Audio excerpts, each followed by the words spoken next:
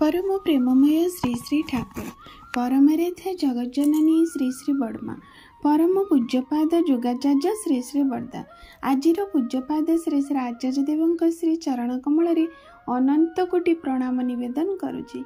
सभी गुरु परिवार श्रीचरण मध्य अनंत कोटि प्रणाम निवेदन करुछि। मोर भिडियो देखुथिबा प्रत्येक गुरु भाई और माँ मान अंतरर आनंदित जय गुरु श्रद्धा भक्ति भल पाइबा मोर प्रत्येक श्रद्धा बंधु मानक जो मैंने भी मो वीडियो देखुंट शुणुंट से समस्त मोर आनंदित जय गुरु।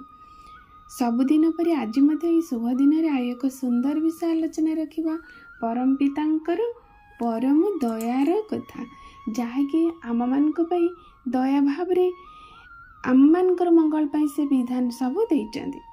आमे तो प्रत्येक सत्संगी हिसाब रे ए आलोचना विषय आम इष्टवृत्ति पर किछि आम स्वल्प ज्ञान आम आहरण करिचे किंतु श्री श्री ठाकुर स्वस्थैनी विषय रे कौन एमती कहिचंदी जहाँकि ए दुनियार सबु व्रत जिते भी आपण व्रत संसार देखुचंदी सबु व्रत को जदि एकाठी करिदेबे ता एकाठी करिबार जो निर्यास जो फल ता हेउछि स्वस्थैनी।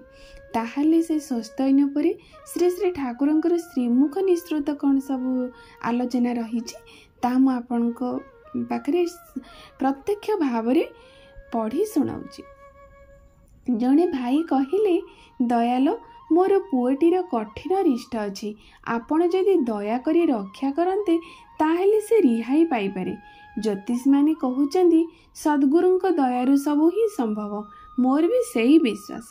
श्री श्री ठाकुर कहले परम पितांक दया छड़ा किछि हुए ना खूब करी नाम करिबा दरकार आउ स्वस्थैनी चरणामृत रोज खुआइबा भल निष्ठा सहकारे स्वस्थैनीर नीति गुड़ी को पालन करबाको हुए आउ मंत्र पाठ करी स्वस्थैनीर अर्घ्य निवेदन समय फूल और जल निवेदन करबाको हुए सेही जल ही स्वस्थैनीर चरणामृत।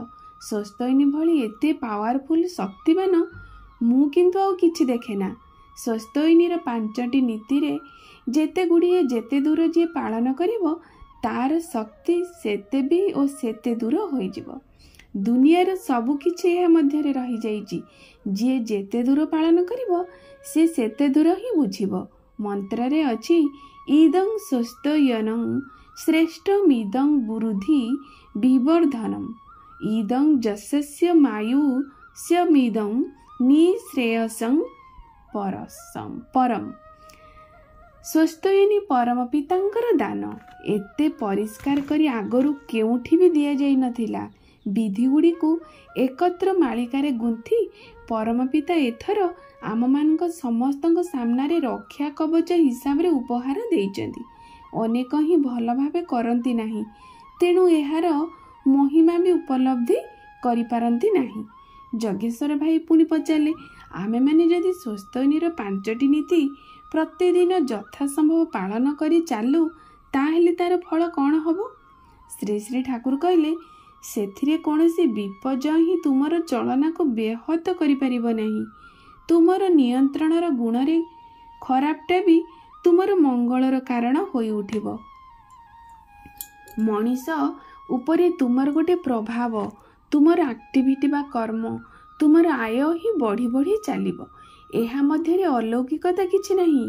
नित्य कल्याणर साधना जदि कर एवं जेउ सब छेद दे साधनार फल हुतुहुतु होई बाहरी जाए से सब छेद गुड़ी को जदि तुमे बंद करि दियो तेबे गोटे संचित फल ही हबो एकदम ऐशाली कांड। एभली आउ किछि देखिनी। कंटाए कंटाए स्वस्थैनीर पथ बही चलिले उन्नति तुम हाथ मुठारे फर्मुला रे पकाई अंक ठीक भावे करिले उत्तर मिलिबाको बाध्य। जगेश्वर भाई पुणी कहिले केही जदि कोनोसी गोटे नियम पालन करि न पारे ताहेले कोन हबो। श्री श्री ठाकुर कहिले एगुड़िकर सब घाट बंधा जाइछि सबुगुड़िक एक संगे जड़ेई होई अछंती। कोनोसी गोटे नियम पालन न करिले अन्य नियम गुड़िक भी ठीक भावे तुम पालन करि हेबो नाही। मूल रे एते दूर अभाव रही जिवो ମୂଳରେ ଓଲଟା ଭାବନାର ପ୍ରଶୟ ଦେବା ଉଚିତ ନୁହେଁ। ତାହେଲେ ପରେ ଆଉ ପାରି ହେବ ନାହିଁ। 16 ଅଣା ଜାଗାରେ 18 ଅଣା କି 25କୁ ତ ଜିଦ୍ରେ ରଖିବାକୁ ହୁଏ। ସବୁଗୁଡ଼ିକୁ ନିଖୁଣ ଭାବେ କରିବାର। ସେଥିରେ ବି ଦେଖାଯାଏ କ୍ରମେ କ୍ରମେ କିଛିଟା ଢିଲା ହୋଇଆସେ। ଅତ୍ୟନ୍ତ ଜିଦି ଓ ସଦା ଜାଗ୍ରତ ନିରଖ ପରଖ ନ ରଖିଲେ ସଚଳନ ଅଭ୍ୟାସରେ ରପ୍ତ ହୁଏ ନା। ନିଜର ବିଚ୍ୟୁତିକୁ କଦାପି ବି କ୍ଷମା କରିବାକୁ ହୁଏ ନା। ବିକ୍ଷିପ୍ତ ହୋଇ ଲାଗି ରହିଲେ ଚଳନାର ରକମ ଫେରାଇବାକୁ କେତେ ଦିନ ଲାଗେ? ସତ ଅଭ୍ୟାସ ପକ୍କା ହୋଇଗଲେ ଆଜୀବନ ତାର ସୁଫଳ ମଣିଷ ଭୋଗ କରେ। ଏ ଯେପରି ଚିରସ୍ଥାୟୀ ବନ୍ଦୋବସ୍ତର ଜମିଦାରୀ। ଆଲୋଚନା ପ୍ରସଙ୍ଗ 8ମ ଖଣ୍ଡ 85-86 ପୃଷ୍ଠାରେ ସୁନ୍ଦର ଭାବରେ ଶ୍ରୀ ଶ୍ରୀ ଠାକୁର ଆମକୁ ଏଇ ବାର୍ତ୍ତା ଆମକୁ ଦେଲେ। ପୁଣି ସ୍ପେନ୍ସର ଭାଇ ପଚାରୁଛନ୍ତି, ଆପଣ ସ୍ୱସ୍ତୟିନୀର ଉଦ୍ଭୂତ ଅର୍ଥରୁ ଇଷ୍ଟତର ସ୍ଥାବର ସମ୍ପତ୍ତି କରିବାର କଥା କହିଛନ୍ତି। ଏହା ଭିତରେ ଆପଣଙ୍କର ପରିକଳ୍ପନା କ'ଣ? ଶ୍ରୀ ଶ୍ରୀ ଠାକୁର କହିଲେ, ସ୍ୱସ୍ତୟିନୀ ଉଦ୍ଭୂତରେ ଇଷ୍ଟତର ସମ୍ପତ୍ତି କରିଲେ ତା ବିକ୍ରି କରିପାରିବନି, ନଷ୍ଟ ମଧ୍ୟ କରିପାରିବନି। ଯେପରି ତାର ବରାବର ରହେ ସେ ବ୍ୟବସ୍ଥା କରିବାକୁ ହେବ। ଏହି ସମ୍ପତ୍ତିର ଆୟରେ 4-5 ଧର୍ମ, କୃଷ୍ଟି, ଲୋକ କଲ୍ୟାଣ ପାଇଁ ବ୍ୟୟ ହେବ। ଦେଶର ଶିକ୍ଷା, କୃଷି, ଶିଳ୍ପ, ସ୍ୱାସ୍ଥ୍ୟ, ସମ୍ପଦ, ନିରାପତ୍ତା ଇତ୍ୟାଦିର ଉନ୍ନତି ପାଇଁ ରାଷ୍ଟ୍ରର ମୁଖାପେକ୍ଷୀ ହୋଇ ରହିବାକୁ ହେବ ନାହିଁ। ପ୍ରତ୍ୟେକ ପରିବାର ପାଇଁ କରିବେ। ସ୍ୱସ୍ତୟିନୀ ସମ୍ପତ୍ତିର ରକ୍ଷଣାବେକ୍ଷଣ ପରିଚାଳନା କରି କେତେ ଲୋକଙ୍କର ଉଦରାନ୍ନ ମଧ୍ୟ ଆହରଣ ହେବ। ମଣିଷ ଏମ୍ପ୍ଲଏଡ୍ କର୍ମରେ ନିୟୋଜିତ ହେବେ। ଚାକିରି ପାଇଁ ମଣିଷକୁ ଦ୍ୱାରେ ଦ୍ୱାରେ ବୁଲିବାକୁ ହେବ ନାହିଁ।